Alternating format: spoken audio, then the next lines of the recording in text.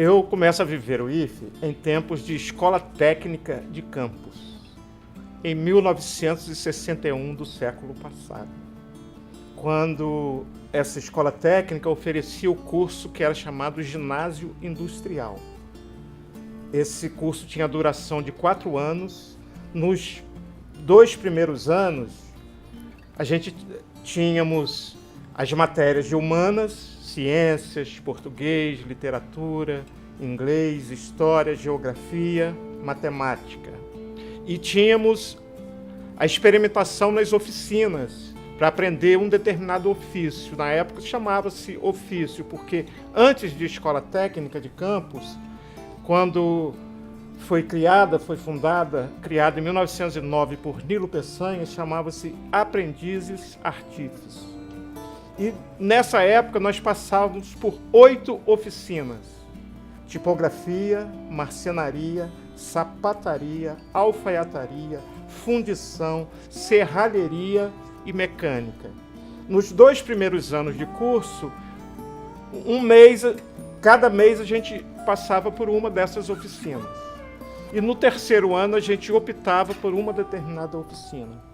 Eu optei pela oficina de artes gráficas, pela tipografia, que nesses 4 anos eu me especializei em um ofício chamado linotipista. Então, isso foi de 1961 a 1964. Foi a minha primeira experiência como aluno do que hoje é chamado IFE, na época Escola Técnica de Campus. A partir de 1966, passou-se a ser Escola Técnica Federal de Campus, quando começaram-se os cursos técnicos a nível de 2º grau. E no período de 1966 a 1967, eu comecei a fazer o curso de curso técnico em eletrotécnica. Mas em meados de 67 eu tive que interromper esse curso porque eu fui servir ao Exército por obrigação, não por livre e espontânea vontade. Eu fui para o quartel de cavalaria, chamado Dragões da Independência, que era situado ali na rua Pedro II, esquina com Figueira de Melo, no Rio de Janeiro. Ali fiquei até dezembro de 1967. E, nesse período, o quartel foi transferido para Brasília, no final de 67. Um contingente de soldados que servia o quartel nessa época foi dispensado, e outro contingente de soldados foi para Brasília. Eu acabei indo para Brasília. E fiquei em Brasília até maio de 1968. Voltando de Brasília, eu vim a Campos rever minha família, que fazia praticamente 8 meses que eu não via. E em uma semana, eu nasci numa fazenda chamada Fazenda Santa Maria de Cacumanga, que é próxima aqui. E estava lá na fazenda por uma semana visitando, mas ia voltar a trabalhar no Rio com um primo, que na época ele era primeiro distribuidor dos tubos plásticos Tigre, no Rio de Janeiro. E eu ia ser gerente de uma das lojas que ele iria abrir.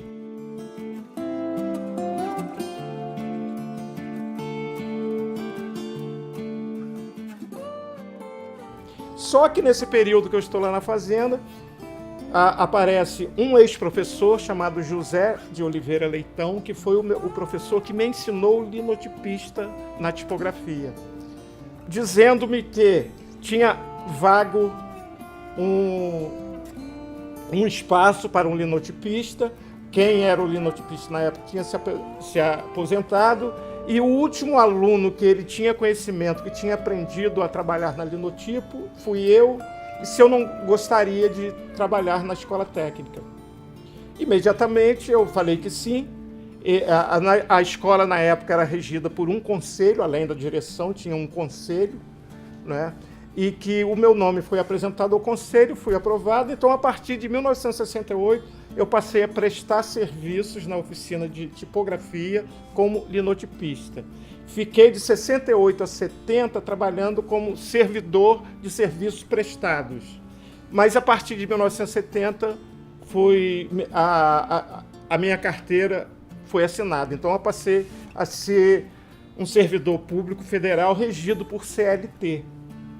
E, a partir de então, eu comecei a vislumbrar outras coisas, outras atividades dentro da escola, porque tipografia já não era mais o que eu queria, não era mais a minha perspectiva de vida nem para o presente, quanto mais para o futuro. Porque eu já, nessa época, eu já estava envolvido com poesia, já estava envolvido com teatro, já estava envolvido com música.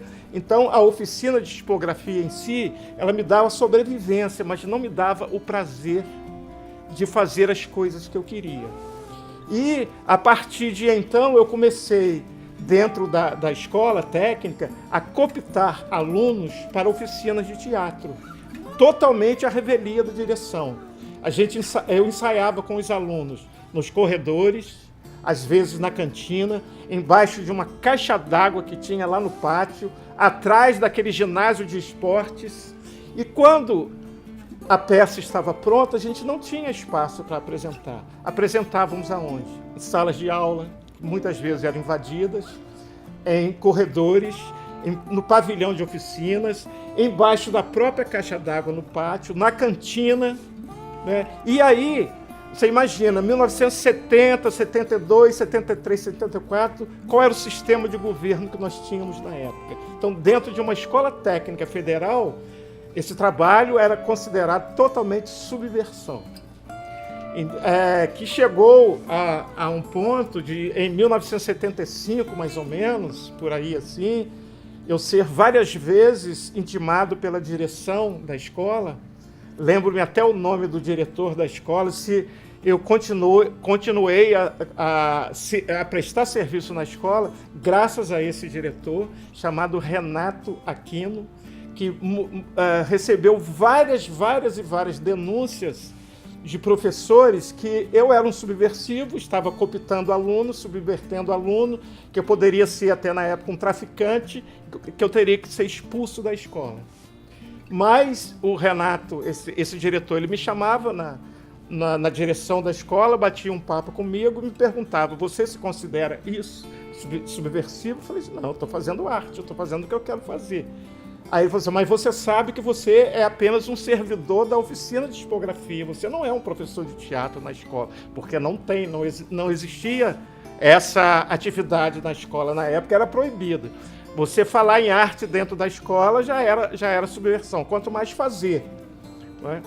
E aí ele falou assim: mas na sua opinião, isso é a subversão? Eu falei assim: eu acredito que não. Então, continua o seu trabalho e vai em frente. Olha, na década de 70, o ambiente era muito difícil, era muito pesado. Por exemplo, nós não tínhamos um diretor escolhido por nós. O diretor era nomeado e muitas vezes teve diretores que passaram por curso na Escola Superior de Guerra para poder ser nomeado. Então era a fase mais, eu acredito, mais pesada da ditadura, os anos 70, o governo Geisel, né?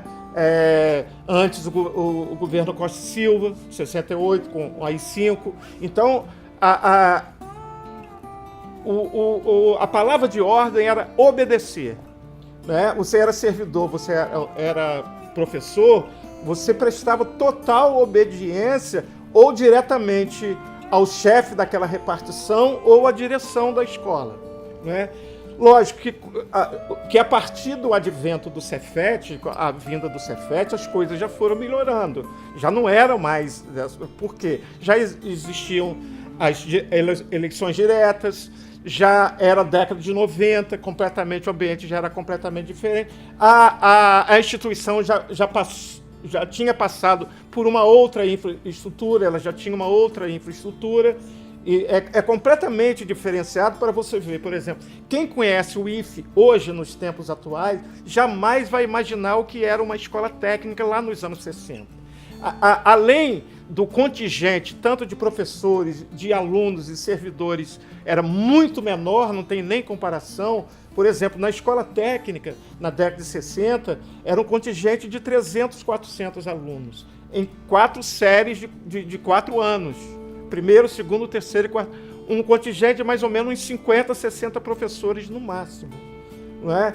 A grande diferença dessa época para não só os dias de hoje, mas para a época de Cefet também, era um regime semi-aberto. Nós alunos entrávamos às 7 horas da manhã, tínhamos o primeiro lanche, depois tínhamos o almoço, tínhamos as aulas da manhã, que ou era oficina ou era aulas de humanas, não é? A cada turno você tinha um tipo de aulas, ou era na oficina ou era humanas. Manhã à tarde tínhamos o almoço e o lanche da tarde. Então era o dia inteiro, completamente na escola. E um contingente de alunos muito menor. A gente acabava conhecendo todo mundo. Então, como conhecia todos os professores, conhecia todos os alunos. A partir do Cefet em si, isso já passa a não existir mais. Mas o contato com todos você já não tinha mais. A partir do IF, então, é impossível. Não é? O contingente de professores, servidores e estudantes, hoje é dezenas de vezes maior.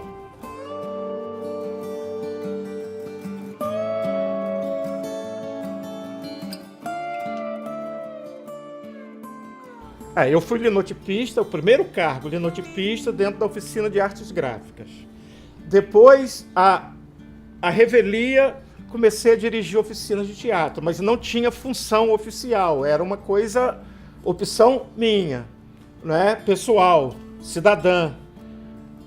A partir de 86, com a eleição de Luciano D'Angelo, aí eu passo a ser coordenador de atividades culturais. Ele me tira da oficina de tipografia e me leva a essa função. E dentro da coordenação de atividades culturais, eu mantinha a oficina de teatro, exposições, apresentações do coral, que já existia. Eu começava a aglutinar a possibilidade de atividades culturais que pudesse fazer dentro da escola. Né?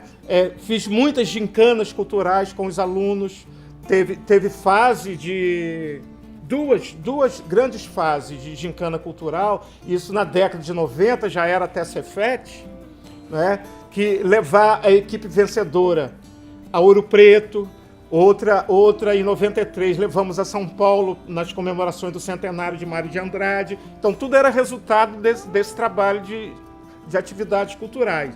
E a partir de 97, quando as oficinas passam a fazer parte do currículo, aí eu passei a ser coordenador da oficina de artes cênicas. Era Cefet ainda. E 2011 a 2012, eu fui convidado a prestar um serviço de produção e criação de vídeo, onde aí já era isso. Mas como eu já era aposentado, eu prestei serviço através de pessoa jurídica, não mais de pessoa física.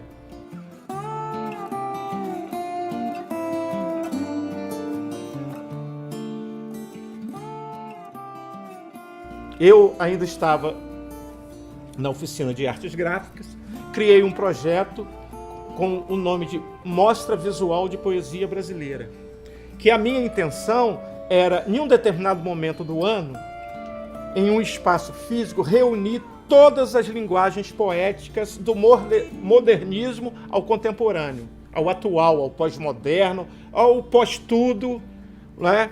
E comecei a pensar as linguagens poéticas que poderiam estar ali, presentes.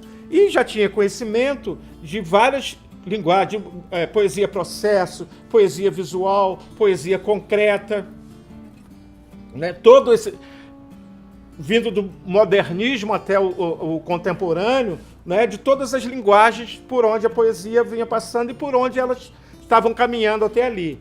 E dentro da tipografia, da oficina de artes gráficas, eu comecei a editar cadernos de poesia, né?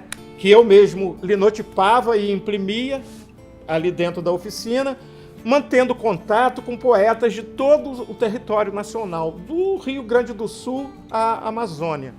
Consegui fazer um cadastro, em um determinado momento, de mais de 600 bons, grandes poetas, conhecido lá nas suas regiões e completamente desconhecido em outras partes do Brasil. E como eu comecei a editar, a imprimir os cadernos com os poemas que eu recebia, eu espalhava.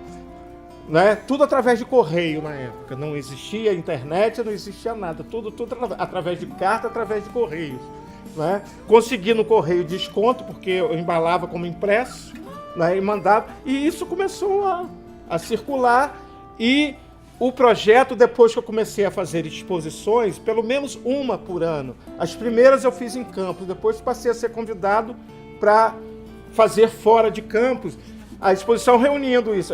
Eu reunia poesia impressa, em tecido, em madeira, em vidro, e em peças de vestuário, camisas, camisetas, blusas, né? E poesia no cinema, poesia na música, poesia no teatro. E aí a exposição em si virava uma performance, virava o que a gente chamava de happening. E muitas dessas performances que acontecia era com alunos que eu montava as performances na oficina, além deles a participação de poetas ou atores ou músicos que estavam já na minha lista de contato. E fora o Boi Pintadinho lá da década de 80, porque o Boi Pintadinho era um espetáculo popular, né, que, feito mesmo com a perspectiva de ir para a rua, né, e com alunos da oficina de teatro e alunos da banda marcial, que tocavam na hora que o boi caminhava, a hora que ele andava. E muito interessante, esse boi ele tem uma história marcante. Por quê? Porque em 1986, quando o Luciano D'Angelo foi eleito, ele falou assim, olha, no dia da minha posse eu quero esse boi lá do gabinete. E nós entramos com o boi no gabinete, na hora da posse foi um escândalo, né? Foi um escândalo. O pessoal, ninguém acreditava, quer dizer, já estava em uma época, já não era mais ditadura, mas assim mesmo os reacionários ainda estavam todos aqui dentro. Os professores reacionários todos ainda estavam aqui. Então eles não acreditavam que o Luciano ia ter coragem de pedir que eu levasse esse boi, levasse o boi do Tadinho dentro do gabinete. E é interessante, olha só, como isso é marcante, quando a gente fez o festival de cinema do IFE em 2012, o Luciano foi entrevistado. Eu não sei por onde anda esse material que ele foi entrevistado. O multimídia já tinha uma infraestrutura que eu acho que já era digital. Já não era mais VHS, esse material deve estar por aí. E no dia que o Luciano foi entrevistado, estávamos eu, ele e Jefferson caminhando para o auditório. E Luciano vira para Jefferson, esse cara aqui merece um capítulo à parte na história do IFE.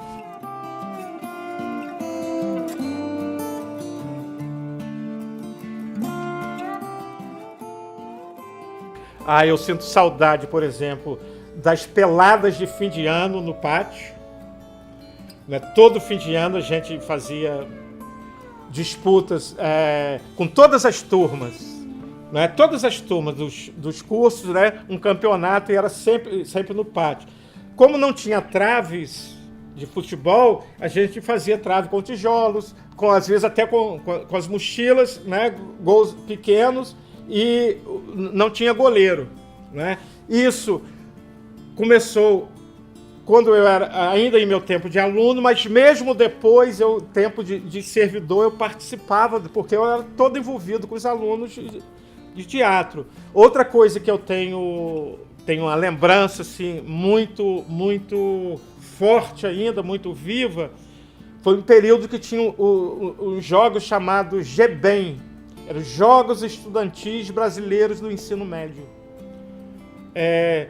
Todas as escolas técnicas participavam e os jogos aconteciam sempre nas capitais, porque as escolas técnicas eram nas capitais. Depois de Cefet e IFE, que ela começou a ter campus em outras cidades, né? E Campos é uma das poucas cidades que tem teve escola técnica federal fora da capital. Por quê? Porque ela foi criada por Nilo Peçanha, em 1909, um campista, presidente da República na época, e por ele ser campista, Campos recebeu essa escola, que, como eu falei lá anteriormente, chamava-se Aprendizes Artífices.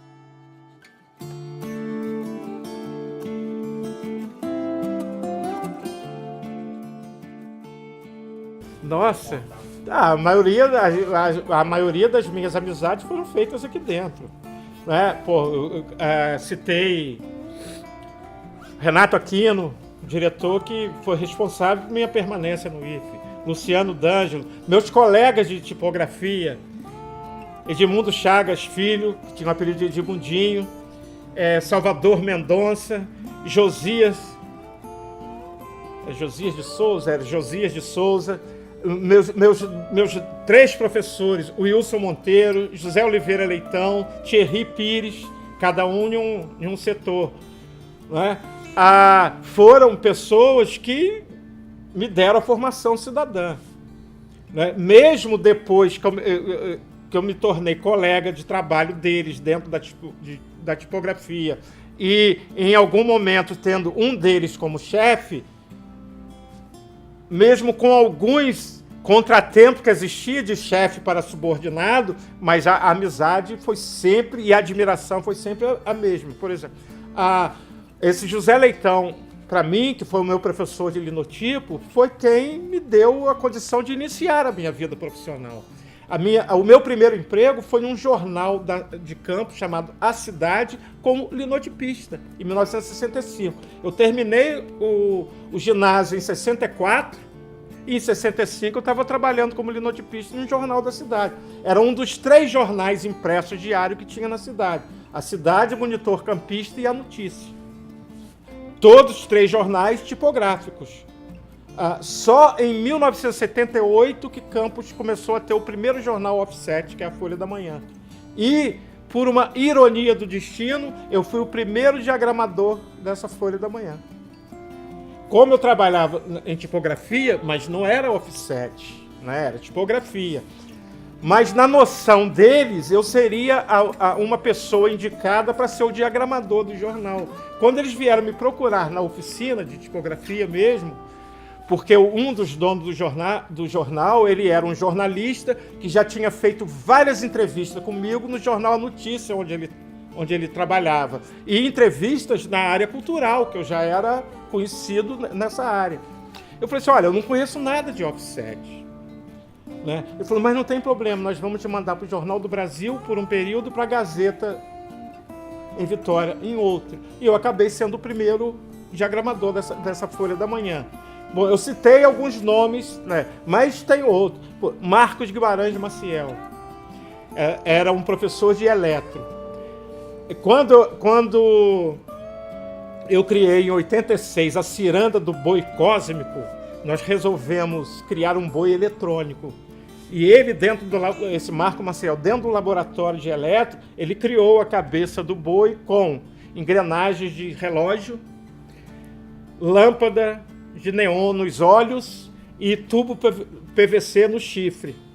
Era um boi para sair nas ruas à noite. E ele tinha uma bateriazinha de 6 volts por dentro da estrutura dele que ligava, os olhos ficavam piscando. E esse cara, até hoje, ele constrói alguns artesanatos com reciclagem material que é inacreditável as coisas que ele faz. E já fazia nessa época. Ele fazia em uma plataforma como se fossem quadros. Né? Tudo reciclando engrenagens. E eu vi uma exposição dele há uns 3 anos, mais ou menos, no SESC, já usando outros tipos de coisas. Fazendo parques de diversão, fazendo rodas gigantes, fazendo outras coisas. É um professor aposentado.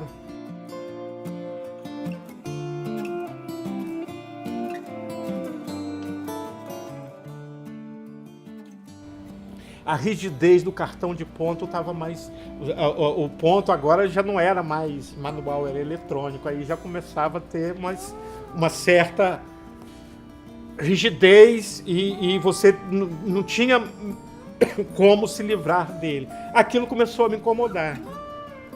Realmente começou a me incomodar. E quando surgiu em 2002 a possibilidade do tempo de serviço e tempo de idade para aposentar, eu não pensei duas vezes. Como já na ativa eu tinha atividade dentro da escola e atividades temporárias a convite de outras instituições, ou na cidade ou fora da cidade, instituições as mais variadas possível, mas todas elas ligadas à cultura, ligadas à arte e à cultura. Mesmo na ativa, eu já fazia muito trabalhos para outras instituições, temporários, claro, né? Não só na cidade ou fora da cidade, em vários estados. Eu comecei a trabalhar mais viajando do que fixo, mas até hoje eu nunca parei de trabalhar.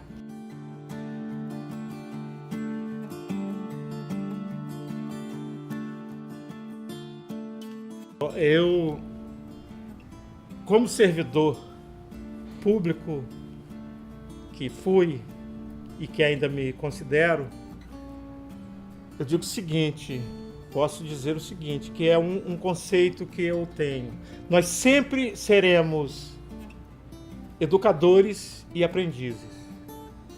E por quê? Porque a todo momento, em qualquer atividade que estivermos envolvidos com o outro, nós sempre seremos o educador e o aprendiz, porque a vida é uma troca e trabalho é uma troca, troca de conhecimento, troca de amizade, troca de ensinamentos e troca de aprendizagem. Eu sempre quis aprender com os meus alunos, apesar de estarem ensinando também a eles alguma coisa, principalmente quando lidei com eles com arte. E arte é a forma que eu aprendi a ser humano, é através da arte. Tem uma frase forjada pelo grande poeta Ferreira Goulart que diz que a arte existe porque a vida não basta. Então, se a gente aprende a entender a arte, é porque a gente sabe que a nossa vida não basta. Para ela ser completa, nós temos que enriquecê-la através da arte. E isso serve para o servidor, para o professor, para o administrativo e serve também para o aluno. Vamos aprender a fazer arte.